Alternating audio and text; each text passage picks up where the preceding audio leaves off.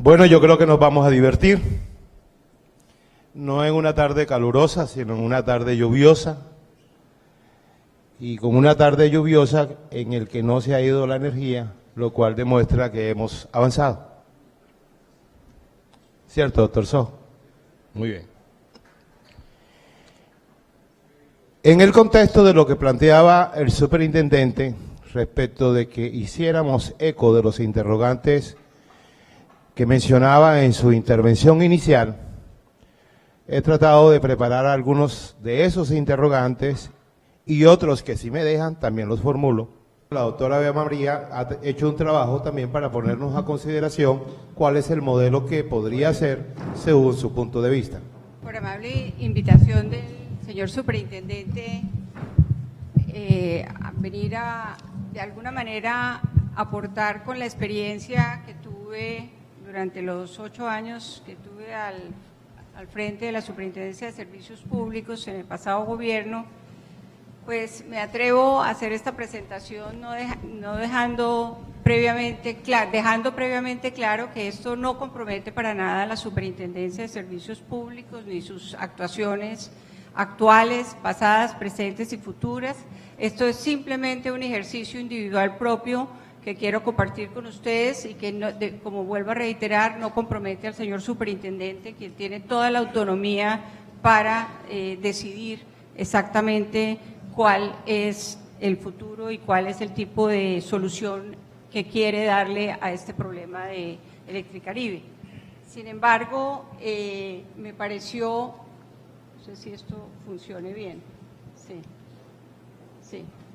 Me pareció importante compartir la experiencia también que tuve al frente de la superintendencia con procesos que, si bien no son de la misma complejidad de este, que considero que es el más complejo de todos los que efectivamente se han dado, sí puede ilustrar algunos temas.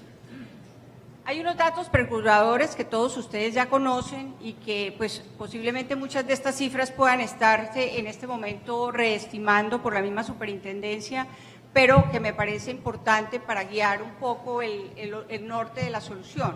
En primer lugar, estamos hablando de un pasivo personal de 1.1 billones, es decir, esto es realmente una cifra importante dentro de este esquema que es necesario tener en cuenta.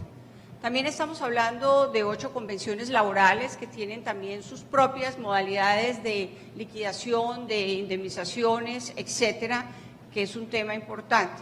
Estamos hablando realmente de entidades públicas morosas, y hablando con el señor superintendente me decía que el tema no era realmente tan significativo como en algún momento se dio a entender, porque además estos son 170.000 millones eventualmente, no sé si anuales, pero eventualmente es unas deudas que tienen cubrimiento en presupuesto general de la nación o presupuestos locales o presupuestos departamentales, y generalmente los funcionarios públicos pues tienen que ejecutar las partidas presupuestales, o sea, es cobrable, como decimos. La deuda financiera está en el orden de 1.8, 1.9 billones, cifra importante. Las deudas con generadores, puedo estar equivocada, oscilan entre 700 y 1.200 millones de pesos. Y hay un déficit, como lo decía el superintendente, en la red del sistema que puede ser en los próximos 5 años no más, 1.200 millones de pesos, creo que puede ser mucho más realmente, y no voy a dar estimativos acá, pero es un tema supremamente importante, es cómo se va a garantizar la inversión, la renovación de redes, que efectivamente funcione el servicio en punto. Primer tema, primer punto, yo diría, esto es un problema financiero el que queremos resolver con estas decisiones. ¿Es un problema financiero realmente? Yo creo que no. Yo creo que no es un problema cuyo origen sea de tipo financiero, pero sí creo que cualquier solución que se explore debe tener en cuenta el problema financiero. Lo segundo, existen muchos cuestionamientos, he visto en la prensa, en documentos, respecto, ay, qué pena con ustedes, yo no pasé esta cosa. Es que se me olvidó, así que me lo estaba pasando ya. Existen algunos cuestionamientos respecto de las decisiones regulatorias en materia tarifaria, que los niveles tarifarios aprobados no garantizan el cubrimiento eficiente de los costos de comercialización y distribución, que se incrementaron sí las tarifas de comercialización y distribución, pero que los montos que se incrementaron realmente deberían ser mayores, no son suficientes. También hay unos cuestionamientos a las inversiones que se plantearon inicialmente para reforzamiento de la red por la URME, donde se hablaba inicialmente de 10.000 millones y terminaron alrededor de 40, 60.000 millones, con déficit de financiamiento previsto hacia adelante. Y también se habla en general de unos ingresos insuficientes. El 90% de la tarifa va en compra de energía. Acá los asociados de la doctora Ángela se llevan toda la tarifa y no hay, y además el 10% restante se lo llevan nuestros amigos de los pensionados y de los trabajadores. Entonces no hay plata para inversiones, no hay plata para operación, etcétera. Entonces uno dice, bruto, ¿será un problema de tipo regulatorio, un problema de tarifa? Esa es como la pregunta que uno dice, y yo realmente la contesto no, realmente no. Hay una nueva fórmula, por ejemplo, que sale de las decisiones recientes de la Comisión, donde hay nuevos incentivos en la fórmula regulatoria que van a permitir aumentar ingresos para remunerar inversiones en los próximos 5 años. Es una fórmula asociada a la reducción de pérdidas que efectivamente va a dar un excedente aquí para financiar estas inversiones. Entonces, yo sí creo que esto fue un problema de gestión, un problema de mala gestión, de una gestión desenfocada que llevó a un alto endeudamiento.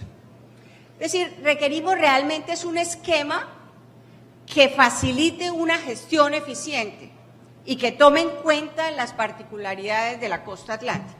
Ese es como el concepto que yo creo. No vamos a tratar de resolver un problema financiero, vamos a tratar de resolver un problema de gestión de un mercado complejo y que un mercado que tiene efectivamente unas particularidades que deben ser tenidas en cuenta. En primer lugar, el problema pensional al que hice referencia, uno dice, bueno, ¿cuál es la solución? ¿Vamos a sacar un fondo de pasivos pensionales para financiar el pasivo a largo plazo? Lo hicimos en algunas de las decisiones que tomamos en otras liquidaciones. Pero finalmente aquí tenemos que mirar esto con un sentido pragmático, y es que estos 1.100 millones no son exigibles en el año 1, primer punto. Segundo, la solución de largo plazo debe garantizar el financiamiento del fondo. Es decir, necesitamos plata para meterle a ese fondo para poder financiar ese flujo de caja a lo largo de toda la vida del pasivo.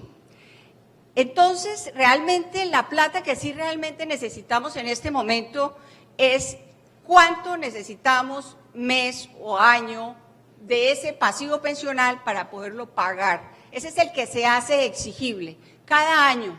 No necesitamos tener todo el pasivo laboral de los próximos 20, 25 años de vida de los pensionados, sino que necesitamos unas sumas más acotadas para financiar las acreencias anuales o mensuales que exige la pensión. Esto para acotar la solución, para dimensionarla.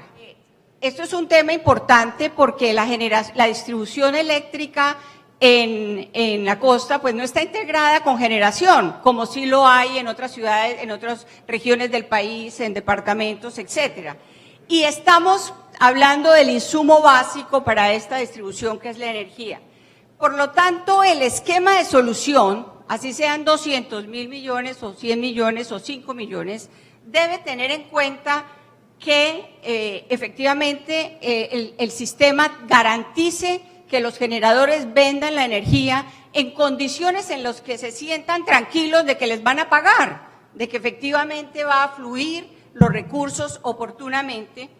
Y obviamente hay que tener en cuenta que no es sostenible un sistema de distribución que por razones ajenas a los generadores, pero propias de este sistema, debe destinar en las condiciones actuales el 90% de los ingresos a compras de energía y, como dije, el resto lo tiene que asignar a otros costos como los pensionados.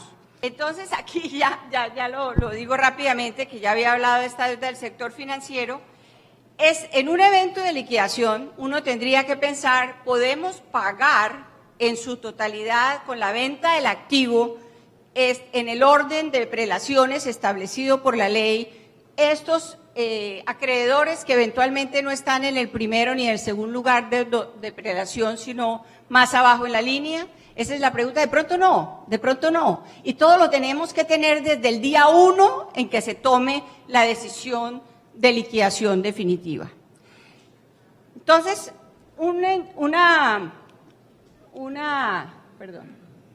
Una propuesta, ¿cuál sería? Un minuto, ya va, tranquilo. La toma de posesión, y eso sí lo digo con tranquilidad porque quiero dejar claramente los elementos, la toma de posesión tiene dos finalidades y tres modalidades. Lo acaba de ratificar recientemente la sentencia 895 del 2012 de la Corte Constitucional, que está incluida como referencia importante dentro de la resolución que expidió la Superintendencia de Servicios Públicos para tomar esta decisión. Y habla claro de dos cosas, de la modalidad para administrar y para liquidar, pero también habla de tres tipos de toma de posesión que introduce una diferencia sustancial entre liquidar una empresa industrial del sector privado o una empresa de zapatos o un banco de liquidar una empresa de servicios públicos.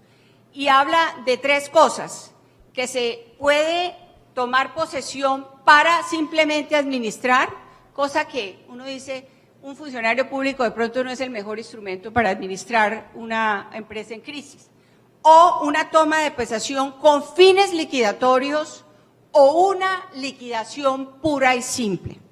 La segunda, del segundo punto, con fines liquidatorios, es muy importante porque efectivamente esa es la modalidad que adoptó la superintendencia.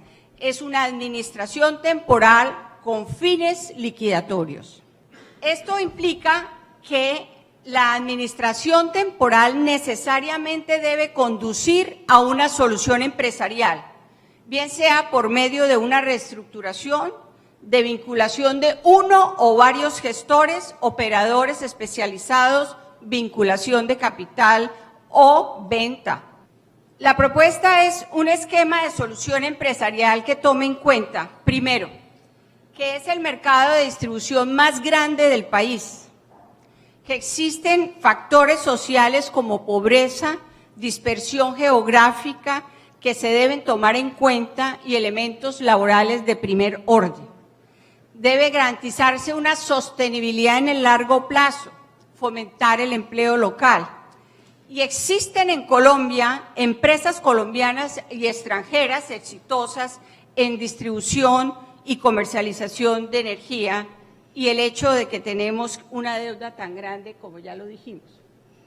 Este esquema implica dividir el mercado de la costa atlántica en 3 empresas de distribución autosostenibles, autónomas en la medida en que se toman las decisiones como gestores. Sería una mezcla de mercados fuertes con zonas dispersas rurales y urbanas de menores ingresos. Deben ser autosostenibles teniendo en cuenta que si es necesario asignarles subsidio del gobierno nacional, como ya existen, por ejemplo, los subsidios a las tarifas de los estratos 1, 2 y 3, los subsidios PRONE, los subsidios FAER. Esos son dineros que ya están, incluso adjudicados unos proyectos muy importantes de transmisión, ya remunerados con tarifas a 20 años por conexión y uso. ¿Qué sería esto? No debe hacerse simplemente unas 3 empresas autónomas operando 3 zonas distintas, sino pertenecientes a una holding, y ahora les voy a explicar por qué. 3 operadores con contrato a 30 años. Se asigna a prorrata, y hago un paréntesis, ya se hizo este experimento. En este momento una firma de acá, de la costa atlántica, que se llama Promigas, tiene un contrato a 25 años en el Cauca, operando el servicio eléctrico en el Cauca. Una zona muy difícil, muy complicada, la del Cauca, y ya está funcionando. Los 3 operadores asignan sea, la deuda de generadores, que ya afortunadamente me dice Ángela que muy pequeña, pues era para que ellas lo asumieran y se pudiera, dentro de una especie de fee, pagarla de entrada para dejar el tema pacífico con los generadores. En el tema laboral, una fee también de entrada que permita financiar planes de retiro consensuado. Los trabajadores del Cauca renunciaron a su convención colectiva, fueron indemnizados y en este momento trabajan para la nueva empresa como contratistas bajo una modalidad que ellos denominan contrato sindical. Pero hubo una renegociación de los costos laborales muy importante. Se explorarían dos alternativas. Los acreedores financieros entran como socios de los operadores seleccionados y se hacen acuerdos para pagar cada uno de estos gestores una porción de la deuda con una quita de deuda pactada, por ejemplo, a cambio de acciones de la compañía operadora en ese específico sitio. Es una alternativa para darle a los acreedores y decirles, vamos a pagar su deuda, pero la pagamos y ustedes hacen una quita para que no sea todo el monto. Y les damos unas acciones y coparticipan en la gestión.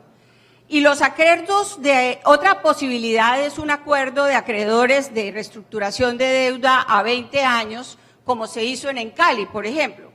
Pero, y se pensaría que con un determinado flujo de cada uno de los tres gestores se pagaría a 20 años, por ejemplo, como otro fee de entrada, que llama. ¿Qué es la holding? Es que Gas Natural se queda aquí porque ellos son la garantía de que van a cumplir con sus obligaciones.